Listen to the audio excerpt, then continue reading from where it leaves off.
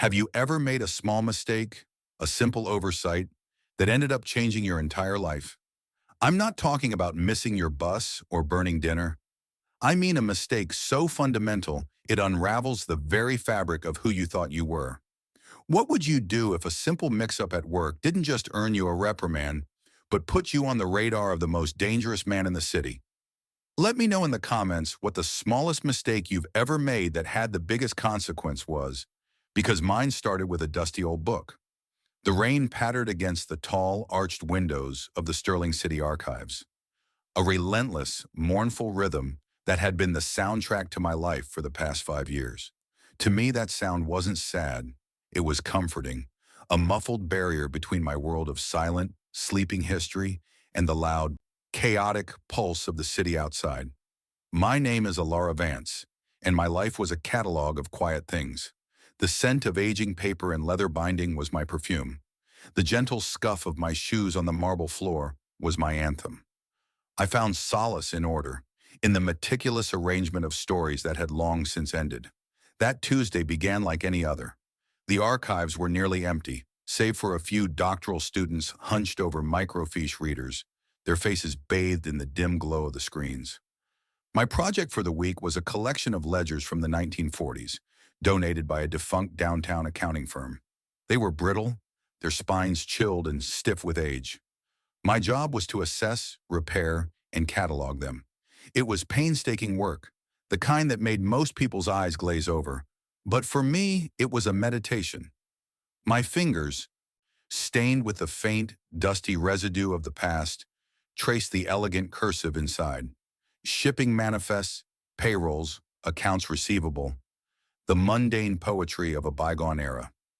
The mistake happened at 4:57 p.m., 3 minutes before closing.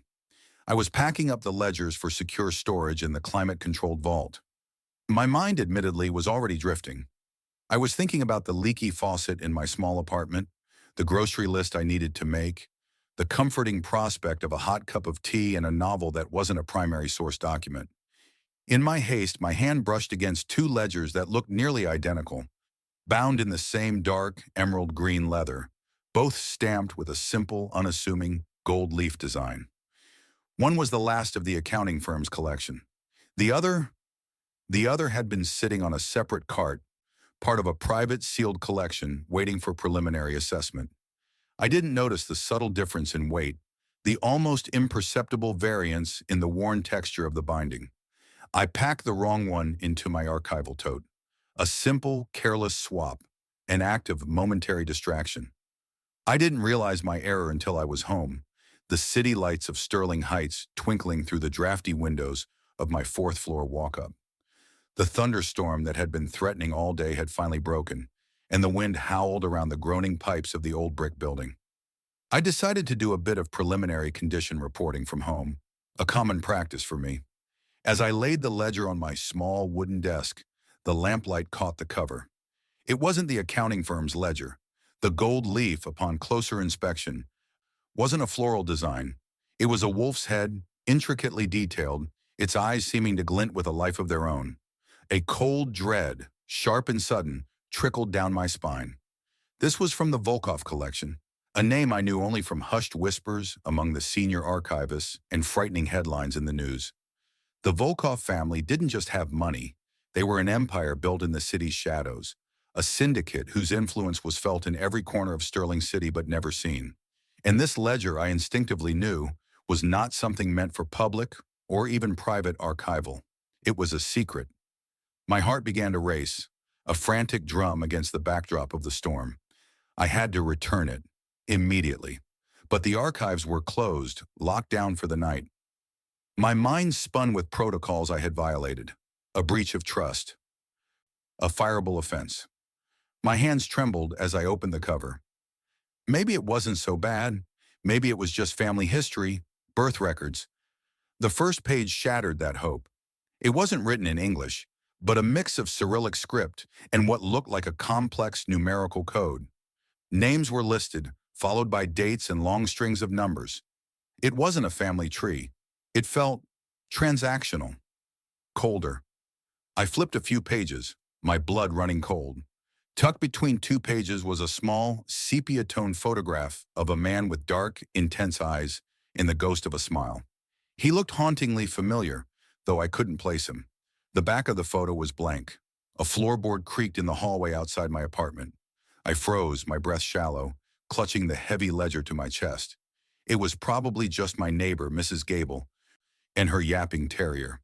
But the silence that followed was different. It wasn't the comfortable quiet of my old building. It was a silence stretched thin, taut with anticipation. I turned off my desk lamp, plunging the room into near darkness, illuminated only by the erratic flashes of lightning outside. I crept to the door, my bare feet silent on the worn floorboards, and peered through the peephole. The hallway was empty. A single bare bulb flickered overhead, casting long, dancing shadows.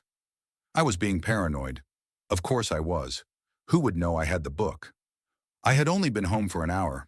I backed away from the door, my nerves frayed, and that's when I saw it. On the small table by my door where I dropped my mail sat a single blood-red rose.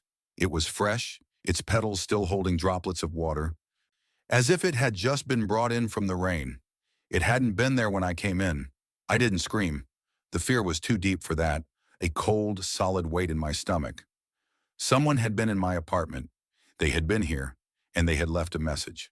My mind flashed back to the ledger, the coded names, the Volkov Empire. This wasn't a warning, it was a summons. My phone sitting on the kitchen counter began to ring.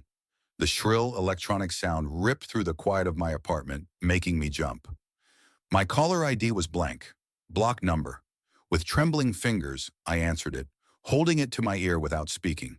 For a moment, there was only the sound of static, like a distant ocean. Then a voice, low and smooth like aged whiskey, but with an edge as sharp as broken glass, echoed in my ear. It was a voice that didn't need to shout to command absolute authority. "I believe you have something of mine, Miss Vance." It wasn't a question. It was a statement of fact. My heart hammered against my ribs so hard I thought it might break through. "Who is this?" I whispered, my voice barely audible. A low chuckle, devoid of any warmth, came through the line. "Let's just say I'm the wolf at your door. I'll be retrieving my property. Stay put." The line went dead. The silence that rushed back in was heavier, more menacing than before. The wolf at my door, the wolf on the ledger. It was him. It had to be. I clutched the phone, my mind a whirlwind of terror.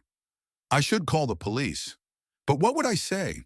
That I stole a priceless artifact from the city archives and now a mysterious man was coming for it?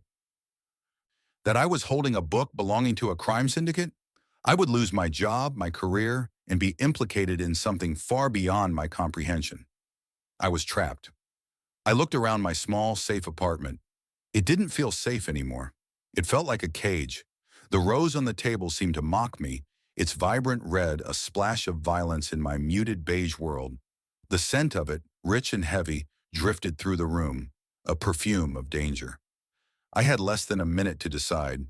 Run, hide. There was nowhere to go. He knew my name. He knew my address. He had been inside my home.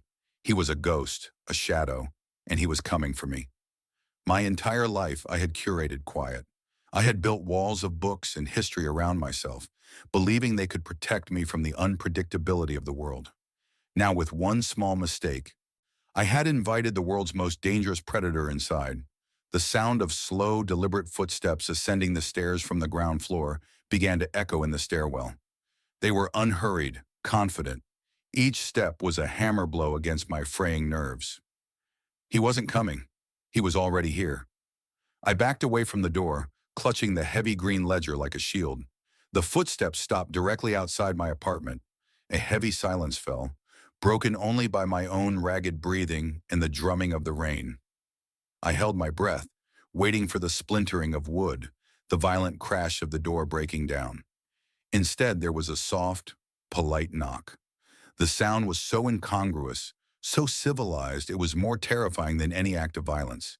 It was a display of absolute power. He didn't need to break my door down. He knew I would open it. Another knock, slightly firmer this time.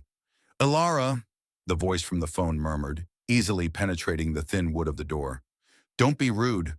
My hands slick with sweat, reached for the doorknob.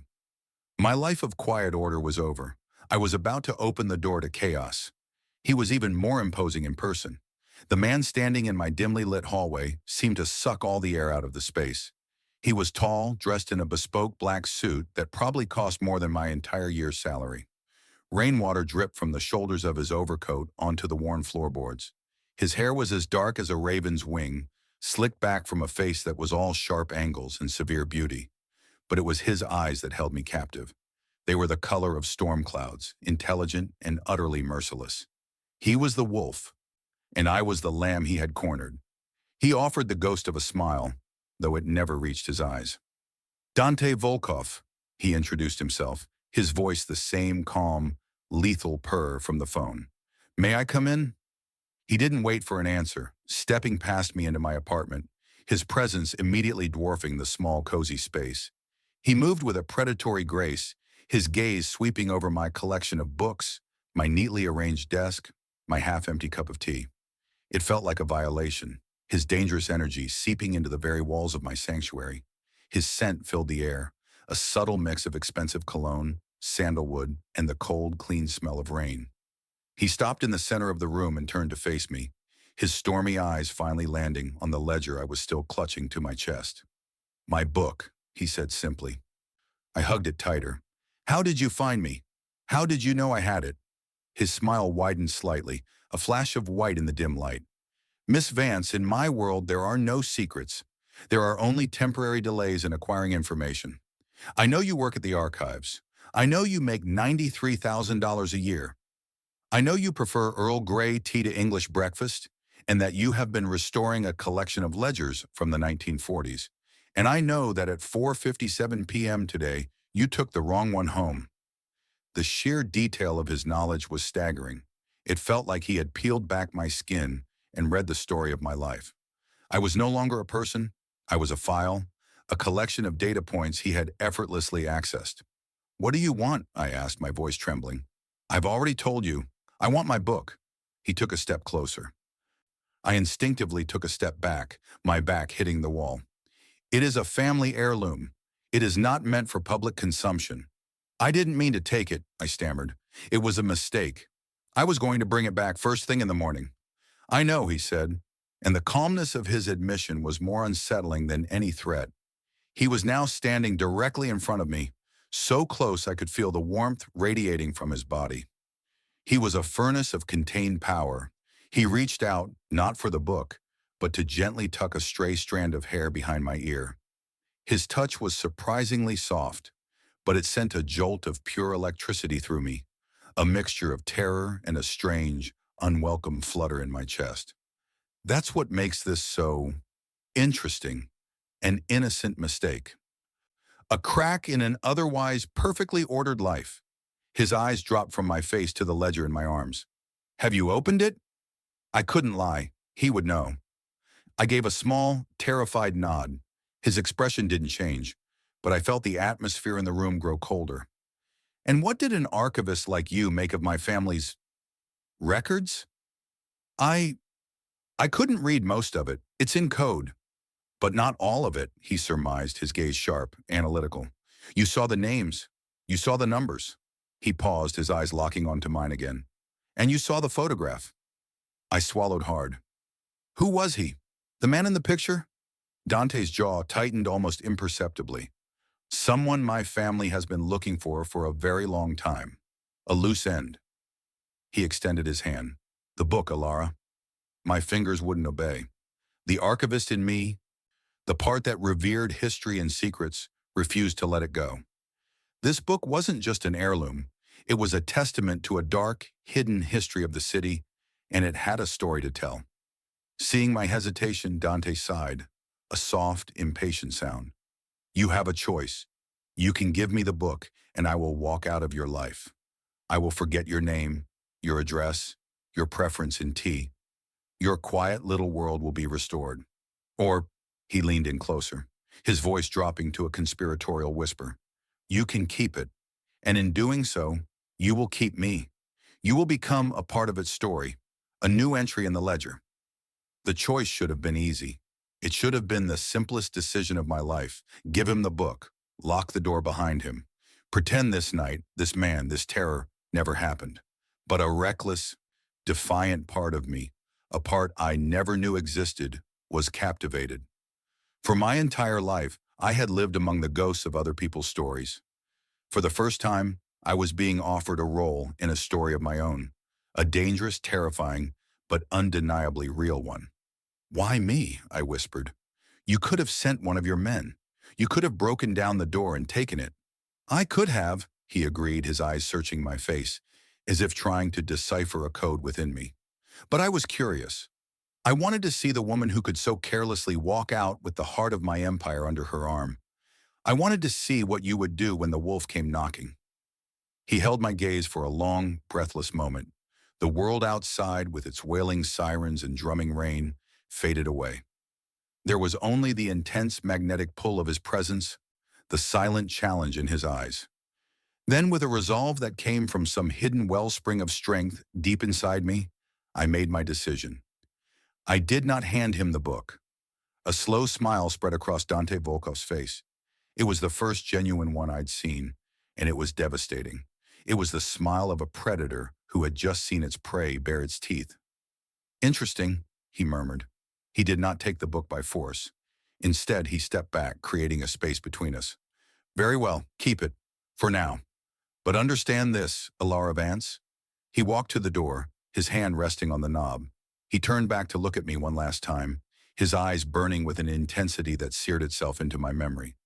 "From now on, you're mine." The door clicked shut behind him, leaving me alone in the sudden, deafening silence of my apartment. I stood frozen, my back pressed against the wall, the heavy ledger still in my arms. The scent of his cologne and the cold rain lingered in the air. On the table, the blood-red rose seemed to glow in the dark, a symbol of the dangerous bargain I had just implicitly struck. I hadn't just made a mistake anymore. I had made a choice, and I had a terrifying feeling that my quiet, orderly life was now a story that had already ended. A new, far more dangerous one was just beginning. Life did not return to normal. The quiet, predictable rhythm of my existence was shattered, replaced by a constant, low-grade hum of anxiety and a strange, thrilling sense of awareness. The world felt different, sharper. The shadows in the city seemed deeper, the faces of strangers more inscrutable.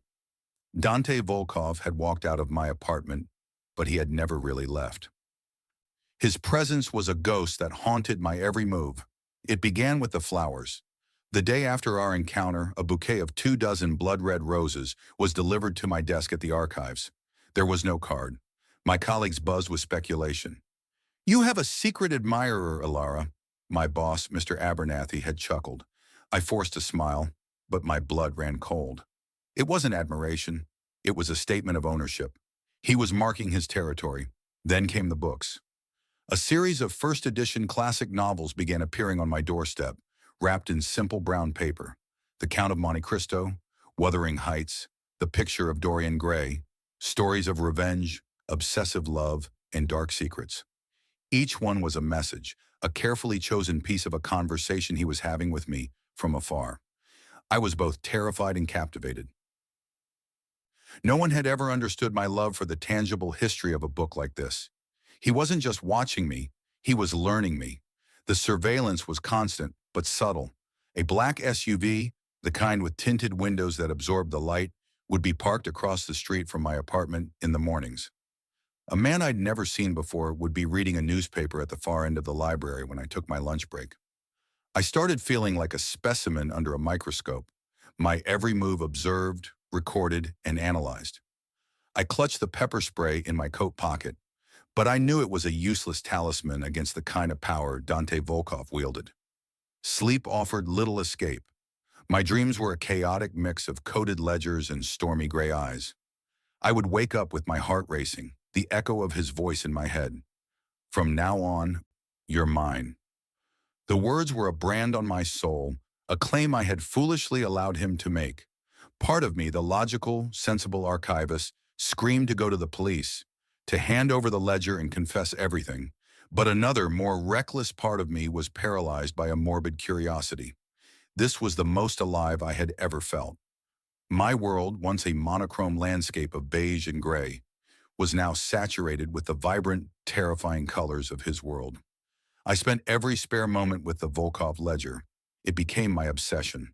I used my skills as an archivist not to preserve it, but to dissect it. I analyzed the paper, the ink, the very stitching of the binding. It was a masterwork of clandestine bookkeeping. The codes were complex, a multi-layered cipher that defied my initial attempts to crack it. But the uncoded parts, the names and dates, were a breadcrumb trail into the city's dark history. I cross-referenced them with old newspapers and public records, and a chilling story began to emerge. The names in the ledger corresponded with politicians who had died in sudden accidents, with judges who had made inexplicable rulings, with rival business owners whose empires had crumbled overnight.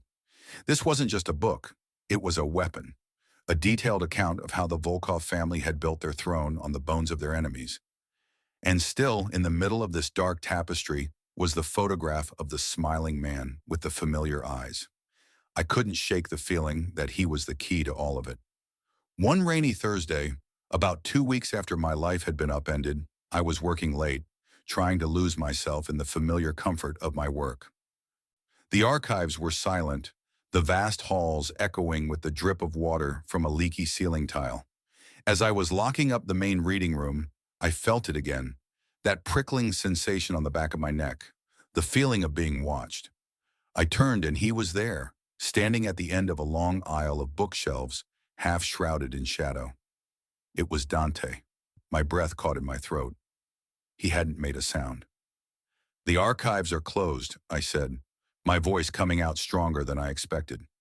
"For everyone but me," he replied, his voice a low murmur in the cavernous space. He stepped out of the shadows and began walking toward me, his expensive leather shoes making no noise on the marble floor. "I was in the neighborhood. I thought I'd see how you were enjoying your new reading material."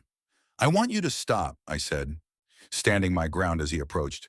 "Stop the flowers, the books, the men in the black cars. I want you to leave me alone." He stopped a few feet from me, his head tilted in amusement. "Did you really believe that was an option, Elara? You chose this path the moment you decided not to hand me that book. It was a choice made under duress. Was it?" He challenged, his eyes glinting. "Or was it the first real choice you've ever made in your quiet, curated life? You were suffocating in here, surrounded by dead stories. I've given you a live one." He gestured to the rows of books. "Tell me, with all your knowledge of history, which is more powerful? The story of a king or the king himself?" I didn't answer. I was too busy trying to control the frantic beating of my heart. His proximity was intoxicating, a dangerous blend of fear and fascination. "You're trying to crack the code," he stated, once again demonstrating his unnerving ability to know my thoughts. "You've been cross-referencing the names. You're beginning to understand what you're holding." He took another step, closing the distance between us. "What you don't understand is that the more you learn, the more you become a part of it. That knowledge is a cage, Elara, and I hold the only key." "Why are you doing this?" I asked, my voice a whisper. "Why not just take the book and kill me?" The corner of his mouth twitched. "Because killing you would be a waste. You're intelligent, meticulous. You see patterns others miss. Those are valuable traits." He paused, his gaze dropping to my lips. "And besides," he added, his voice dropping even lower, "I find your defiance refreshing." He reached into his coat and pulled out a small velvet box. He pressed it into my hand. My fingers closed around it automatically. "A gift," he said, "to aid in your research." Before I could respond, he turned and walked away, disappearing into the shadows as silently as he had appeared. I was left standing alone in the echoing silence, the velvet box feeling impossibly heavy in my palm. My hands were shaking as I opened it. Inside, nestled on a bed of black silk, was not jewelry, but an old, ornate silver key. It was a skeleton key, the kind used for antique locks. Attached to it was a small yellow tag. Written on it in faded ink was a single name: Mikhail Vance, my grandfather. The world tilted on its axis. My grandfather, Mikhail Vance, had been an accountant, a quiet, gentle man who had died before I was born. A man my mother rarely spoke of, his past shrouded in a vague sadness. What could he possibly have to do with this? Suddenly I knew. with a certainty that chilled me to the bone where the photograph belonged. I rushed home, the old key clutched in my fist. I ignored the black SUV parked in its usual spot, my mind racing too fast for fear. I tore through the box of my mother's old things, the ones she'd given me when I moved out, filled with heirlooms and memories. At the bottom, under a pile of lace doilies and faded letters, was my grandfather's journal. I had tried to read it once, but it was written entirely in his native Russian, a language I didn't speak. But now, as I flipped through the brittle pages, I saw it, the same Cyrillic script, the same complex numerical code as the Volkov ledger. And there, tucked into a small envelope glued to the inside back cover, was a matching photograph. It was my grandfather, Mikhail, younger, standing beside another man, a man with dark, intense eyes and the ghost of a smile, the man from the ledger. My grandfather wasn't just an accountant. He was a bookkeeper for the Volkov family. The ledger wasn't just a secret of Dante's family. It was a secret of mine too. The world hadn't just invaded my life. It had been there all along, a hidden foundation of lies and secrets I had never known existed. The past was not dead. It wasn't even past. And it was coming to collect a debt I didn't even know was owed. The key wasn't a gift. It was a clue. Dante wasn't just pulling me into his world. He was showing me I had been born in its shadow. He wanted me to uncover the truth, to understand the legacy I was now a part of. But why? The answer lay in the coded entries of the two books, my grandfather's journal and the Volkov ledger. They were two halves of a whole, a lock and a key, and I was the only one who could bring them together. The fear was still there, a cold knot in my stomach, but it was now mingled with something else, a fierce, burning determination. This was no longer just about Dante Volkov. This was about my family, about the quiet man whose secrets had reached out from beyond the grave to claim me. I spent the next week in a feverish haze of research and decryption. My apartment became a chaotic war room, the walls covered in notes, timelines, and snippets of code. I felt like I was racing against a clock, though I didn't know what would happen when the time ran out. Using my grandfather's journal as a Rosetta Stone, I began to make breakthroughs in the Volkov ledger.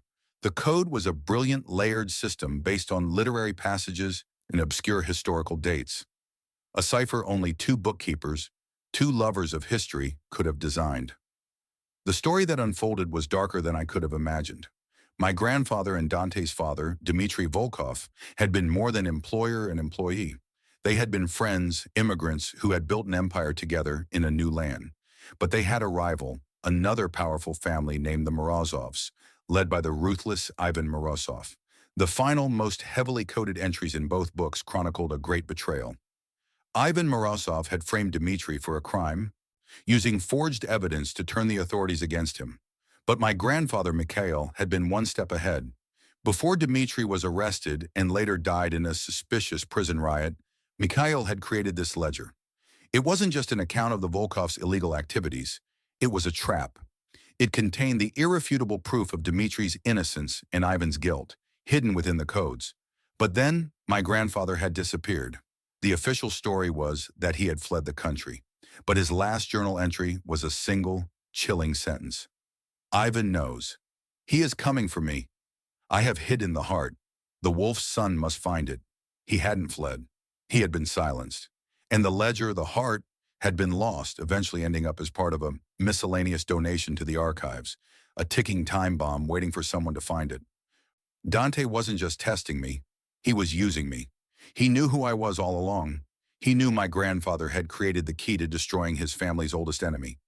He hadn't chosen me at random. He had been waiting for me. I was the legacy, the final move in a chess game that had started decades ago. The realization left me breathless. This was bigger than a stolen book. It was a blood feud, a quest for vengeance, and I was standing at its epicenter. My obsession had a price. I started getting careless. One evening, exhausted and running on caffeine, I left the archives late. The street was slick with rain, the streetlights casting a hazy orange glow. The black SUV was gone. For a moment, a foolish sense of relief washed over me. Maybe he had finally pulled his men back. That was when two men stepped out of the alleyway beside my apartment building. They weren't graceful or well-dressed like Dante's men. They were brutish, their faces hard, their cheap suits doing little to hide the bulk of their muscles. "Elara Vance," one of them grunted, his voice was gravelly. "Mr. Morozov sends his regards. He would like to see the book you've been reading." Ivan Morozov, the name from the ledger. He knew. My heart leaped into my throat. I turned to run, but the second man was already behind me, his hand clamping over my mouth, stifling my scream. He smelled of stale cigarettes and cheap liquor. I struggled, kicking and thrashing, but it was like fighting against a brick wall. They dragged me back toward the alley, into the suffocating darkness. This is it, I thought, a wave of cold terror washing over me. This is how it ends. Then from the darkness came the squeal of tires and the roar of a powerful engine. A black Maserati, sleek and deadly as a panther, screeched to a halt at the mouth of the alley, its headlights cutting through the gloom, pinning us in their brilliant, unforgiving glare. The door swung open, and Dante Volkov stepped out.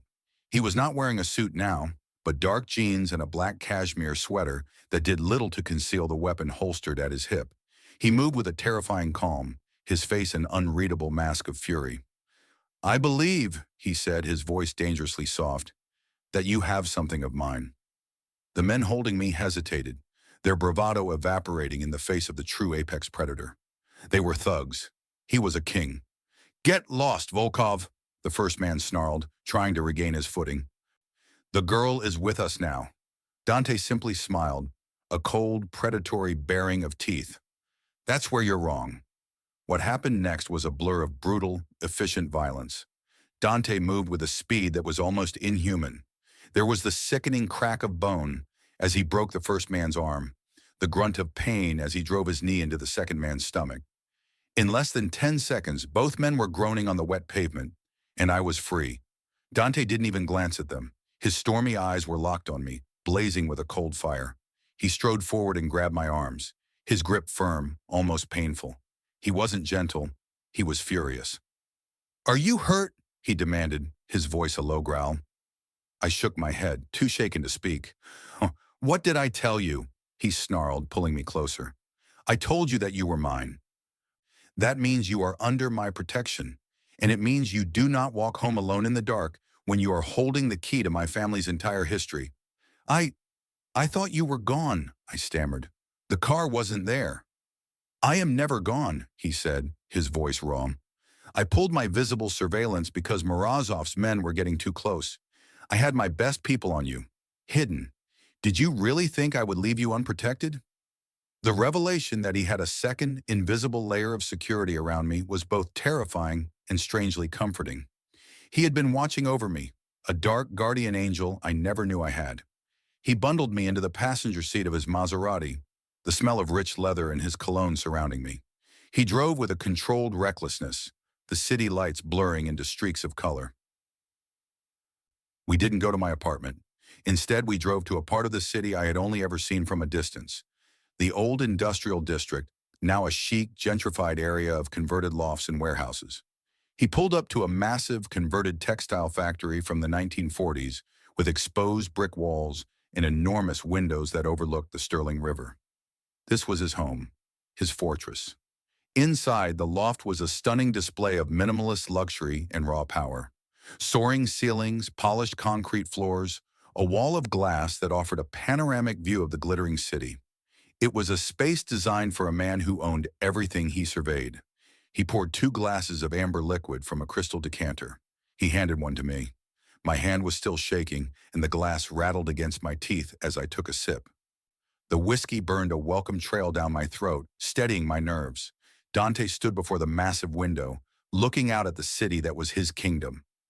"They know about the ledger," he said, his back still to me, "which means they know you are the key. My father's revenge and their destruction are both locked in that book, and you are the only one who can unleash it." He turned to face me, his expression grim. "This is no longer a game of curiosity, Elara. This is a war, and you are now on the front line." He walked over to me, his presence filling the vast space. He knelt before me, taking the glass from my trembling hand and placing it on the table beside us. He took my hands in his. His were warm and strong.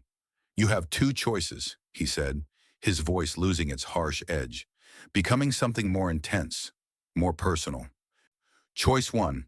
I give you a new identity, a passport, a bank account with enough money to live comfortably anywhere in the world. You will walk away from this, from me, from your entire life here. You will disappear, and I will hunt Morozov myself. You will be safe, but you will be alone. You will go back to a quiet life, but it will be a life of looking over your shoulder for the rest of your days. He paused, his thumbs gently stroking the backs of my hands. Choice 2. You stay. You stay here with me in this fortress. You will help me decipher the final pieces of the ledger. You will help me destroy Ivan Morozov and avenge my father. You will have my absolute protection. You will never be alone again. His eyes bored into mine, holding me captive. But there is a cost. If you choose to stay, you are choosing my world. You are choosing the danger, the darkness, the violence. You will be giving up your old life forever. You will be giving yourself to me. The air crackled with the weight of his words. This was the true crossroads. Run and be a ghost for the rest of my life, or stay and become the consort of a king in his dark, dangerous castle. The sensible archivist in me was screaming to take the passport and run, to find a small, quiet town where no one knew the name Volkov or Morozov, and lose myself in books once more. But the woman I was becoming, the woman who had been awakened by his dangerous presence, was tempted by the second choice, to stay, to fight, to see this story through to its bloody, bitter end. It was a choice between a life of quiet fear or a life of dangerous purpose. He saw the conflict in my eyes. Trust me, Elara, he whispered, the words a potent caress. Trust me, and I will burn the world down to keep you safe. But you have to choose. The choice felt impossible. It was a choice between my soul and my safety. I looked into his stormy gray eyes and saw a reflection of my own internal conflict. He was a monster, a killer, a man who ruled an empire of shadows. But he was also the only one who had ever made me feel truly seen. He was the only one who had offered me a story of my own. The final piece of the puzzle wasn't in the ledger, it was in me. My grandfather hadn't just left behind a book. He had left behind a legacy, a responsibility. Running away would mean betraying his memory, betraying the trust Dmitry Volkov had placed in him. I took a deep breath, the scent of whiskey and sandalwood filling my senses. I looked at the man kneeling before me, a king offering a crown of thorns, and I made my choice. The war began not with a bang, but with a whisper. By choosing to stay, I had signed a declaration, and Ivan Morozov had received it. The days that followed were a blur of tension and strategy. Dante's loft became my gilded cage, a fortress of glass and steel where I was safe but not free. I spent my days hunched over the two ledgers, the ghosts of my grandfather and Dante's father guiding my hands. Dante was a constant, intense presence, either watching me work in unnerving silence or locked away in his office, his voice a low, dangerous rumble on the phone as he moved the pieces of his empire across the city's chessboard. The final code was a nightmare, a double-blind cipher that seemed to fold in on itself. My grandfather had designed it to be unbreakable to anyone but the intended recipient, someone with an archivist's mind and the Volkov family's oral history. Dante provided the latter, recounting stories his father had told him as a child, seemingly insignificant anecdotes that turned out to be the keys to the literary passages used in the code. We worked for hours, the city lights our only clock, the partnership between us growing into a strange, intimate rhythm. The archivist and the wolf united in a quest for vengeance. There were moments late at night when the lines between protector and captor blurred. He would bring me a glass of whiskey, his fingers brushing mine, sending that familiar jolt through my veins. We would stand by the window, not speaking, watching the sleeping city, and in those quiet moments, I saw flashes of the man behind the monster. I saw the weight of the legacy he carried, the pain of a son who had lost his father to betrayal. I realized I wasn't just a tool for his revenge. I was, in a strange way, his only confidant, the only person who knew the full truth of his past. The attack came on the third night. I had just cracked a significant section of the code, revealing the location of a hidden bank account Morozov had used to pay off the prison guards who had orchestrated Dmitri's riot. My heart was pounding with the thrill of discovery. That's when the world exploded. A deafening blast shook the entire building, and the magnificent wall of glass overlooking the city shattered, raining down a waterfall of crystalline shards. The shockwave threw me from my chair. Alarms blared, a screaming, relentless shriek. Before I could even register what had happened, Dante was on me, shielding my body with his own as debris rained down. "They found us!" he yelled over the din, his voice grim. "They're coming up!" He hauled me to my feet and dragged me toward a reinforced steel door I hadn't noticed before, concealed behind a large abstract painting. "This leads to a service elevator. My men are waiting downstairs. Go!" "I'm not leaving you," I cried, my hands clutching the ledgers, which I had instinctively grabbed from the desk. "That is not a request, Elara," he roared, his face a mask of cold fury. He shoved the books into a leather satchel and thrust it at me. "Your grandfather and my father died for what is in these books. Their legacy is in your hands. Now go!" He pushed me through the steel door and slammed it shut, the heavy bolts locking into place just as I heard the splintering crash of the loft's main entrance being breached. Gunfire erupted, a chaotic, deafening symphony of destruction. I was plunged into the darkness of the narrow stairwell, my heart pounding in my ears. I could hear the battle raging on the other side of the door. Shouts, the crack of gunfire, the sickening thud of bodies hitting the floor. And above it all, I could hear Dante's voice, not shouting, but issuing commands with a lethal calm. My legs finally obeyed, and I scrambled down the cold metal stairs, the leather satchel banging against my hip. Dante's men, a team of grim-faced soldiers in tactical gear, met me at the bottom. "This way, Miss Vance," one of them commanded, pulling me toward a waiting armored car in the underground garage. As they pushed me inside the vehicle, I looked back. The sounds of the fight were fading. Was he okay? Was he even alive? The thought of him dying for me, for this, was a physical pain, a sharp, twisting knife in my gut. One of the men handed me an earpiece. "The boss wants a direct line to you." I fumbled to put it in, my hands shaking. "Dante?" I whispered. His voice, strained and breathless, crackled to life. "Elara, are you clear?" "Yes, we're in the garage. What's happening? Are you all right?" "Never better," he quipped, and I could hear the grim smile in his voice even through the static. "Just cleaning house. Now listen to me. Morozov won't stop with this. He's not after the books anymore. He's after you. He knows you're the only one who can decipher them." A loud crash echoed through the earpiece, followed by another round of gunfire. "I'm drawing his main force here," Dante continued, his breathing harsher now. "But he's smarter than that. He'll have a secondary team. They'll be hunting you." As if on cue, two black sedans without license plates screeched into the garage, blocking our exit. Men with automatic weapons spilled out, their faces covered with ski masks. "They're here!" I screamed into the earpiece. Dante's men reacted instantly, returning fire, the armored car providing some cover.